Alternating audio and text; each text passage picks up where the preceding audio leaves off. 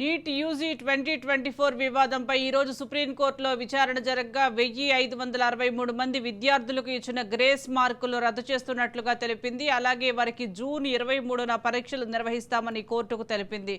ఈరోజు విద్యార్థులకు ఇచ్చిన గ్రేస్ మార్కులు తప్పు అని ఎన్టీఏ సుప్రీంకోర్టు ముందు అంగీకరించింది.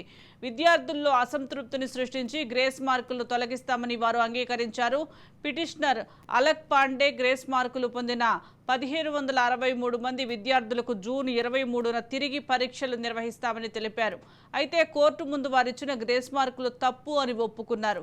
అలాగే తమకు తెలియని ఇతర వ్యత్యాసం ఉన్నట్లయితే ఎన్టీఏ తాము ఎలా నమ్మాలని అతను ప్రశ్నించారు. అలాగే పేపర్ లీక్ విషయంపై క్లారిటీ రావాల్సి ఉందని దీనిపై తాము పోరాడతామని అతను చెప్పుకొచ్చారు.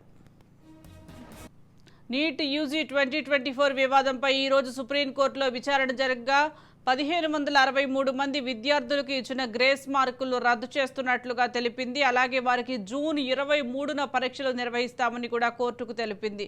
ఈరోజు విద్యార్థులకు ఇచ్చిన గ్రేస్ మార్కులు తప్పు అని ఎన్టీఏ సుప్రీంకోర్టు ముందు అంగీకరించింది. విద్యార్థుల్లో అసంతృప్తిని సృష్టించి గ్రేస్ మార్కులు తొలగిస్తామని వారు అంగీకరించారు. పిటిషనర్ అలక్ పాండే గ్రేస్ మార్కులు పొందిన 1563 మంది విద్యార్థులకు జూన్ 23న తిరిగి పరీక్షలు నిర్వహిస్తామని కూడా తెలిపారు. అయితే కోర్టు ముందు వారిచ్చిన గ్రేస్ మార్కులు తప్పు అని ఒప్పుకున్నారు. అలాగే తమకు తెలియని ఇతర వ్యత్యాసం ఉన్నట్లయితే ఎన్టీఏ తాము ఎలా నమ్మాలని అతను ప్రశ్నించారు. అలాగే పేపర్ లీక్ విషయంపై కూడా క్లారిటీ రావాల్సి ఉందని దీనిపై తాము పోరాడతామని అతను చెప్పుకొచ్చారు.